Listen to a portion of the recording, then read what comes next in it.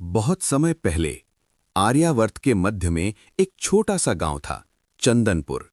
ये गांव अपने शांत स्वभाव, हरे भरे खेतों और कारीगरों के हुनर के लिए प्रसिद्ध था। इसी गांव में रहती थी एक साधारण लड़की, गौरी। वो एक कुम्हार की बेटी थी, पर लोग कहते थे, गौरी के हाथों में सिर्फ हुनर नहीं, वरदान है। गौरी के पिता माधव कुम्हार मिट्टी के अद्भुत बर्तन बनाते थे, पर गौरी की कला उनसे भी आगे थी। जब वो चाक घुमाती तो ऐसा लगता जैसे मिट्टी खुद आकार लेना चाहती हो। वो मूर्तियां बनाती जिनकी आंखें बोलती थीं, दिए बनाती जिनमें बिना जलाए भी उजाला महसूस होता था। एक वर्ष भयंकर महामारी आई। गौरी ने अपने माता पिता दोनों को खो दिया। पूरा गांव शोक में डूब गया। गौरी अकेली रह गई। वो कई दिनों तक चाक के सामने बैठी रही, पर हाथ नहीं उठा पाई। एक रात उसे अपने पिता की आवाज जैसी सुनाई दी, मिट्टी को मत छोड़ना बेटी, मिट्टी ही तेरा सहारा बनेगी। अगली सुबह उसने आंसू पोंछे और फिर से चाक घुमा दिया। उसी समय राज्य में शरद कला महोत्सव की घोषणा हुई। कहा गया, जो कलाकार सर्वश्रेष्ठ रचना बनाएगा उसे राज दरबार में स्थान मिलेगा। गौरी ने निश्चय किया, वो अपनी सबसे अनोखी रचना बनाएगी। उसने एक जीवन कलश बनाया। उस पर उकेरी गई आकृतियां इंसान के जीवन के 4 चरण दर्शाती थीं। राज्य का युवराज विराज अक्सर भेष बदलकर जनता के बीच जाता था। वो मेले में आया और उसकी नजर गौरी के जीवन कलश पर पड़ी। वो देर तक उसे देखता रहा। ये किसने बनाया? गौरी मुस्कुराई, मिट्टी ने।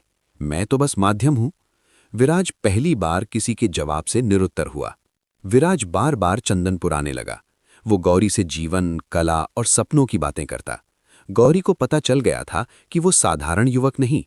एक दिन उसने कहा, आपकी आंखों में राजमहल की छाया दिखती है। विराज मुस्कुराया, और तुम्हारी आंखों में पूरा संसार। धीरे धीरे दोनों के दिल जुड़ गए। जब ये बात रानी देवयानी को पता चली तो उन्होंने क्रोध में कहा, एक कुम्हारिन हमारी बहू नहीं बन सकती। दरबार के मंत्री शंखपाल ने आग में घी डाला। उन्होंने गौरी के खिलाफ अफवाह फैलाई कि वो तांत्रिक विद्या जानती है। गांव वाली डरने लगे। रानी ने गौरी को बुलाया। यदि तुम सच में योग्य हो तो 7 दिनों में ऐसा दीप बनाओ जो बिना तेल और बाती के भी प्रकाश दे। पूरा राज्य हंस पड़ा। ये असंभव था। हताश होकर गौरी नदी किनारे बैठी थी। तभी एक वृद्धा आई। उसने कहा, प्रकाश बाहर से नहीं, भीतर से आता है। वृद्धा ने उसे एक चमकती हुई शिला दी। गौरी ने उस शिला को पीसकर मिट्टी में मिलाया। फिर 7 रातों तक बिना सोए दीप बनाया। जब दीप तैयार हुआ वो साधारण दिखता था, पर जैसे ही उसे राजमहल में रखा गया वो स्वयं प्रकाशित हो उठा। पूरा दरबार स्तब्ध रह गया। शंखपाल ने सैनिकों से दीप तोड़ने को कहा, पर दीप नहीं टूटा। उसने खुद तलवार उठाई। तभी विराज आगे आ गया। जो इस दीप को छुएगा पहले मुझे पार करना होगा। रानी ने पहली बार बेटे के आंखों में सच्चा प्रेम देखा।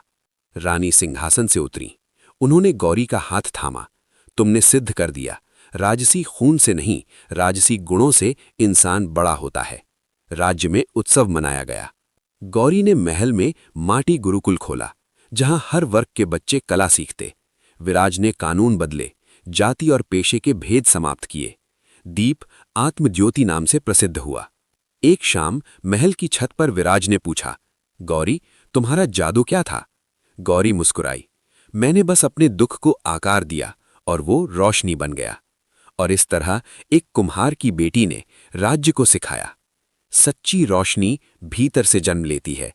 दोस्तों, ये कहानी हमें सिखाती है, स्थिति चाहे कैसी भी हो, अगर विश्वास और मेहनत साथ हो तो मिट्टी भी चमत्कार कर सकती है। अगर आपको ये कहानी पसंद आई हो तो वीडियो को लाइक करें और कमेंट में लिखें, जय माता दी। हम मिलेंगे अगली नई प्रेरणादायक कहानी के साथ।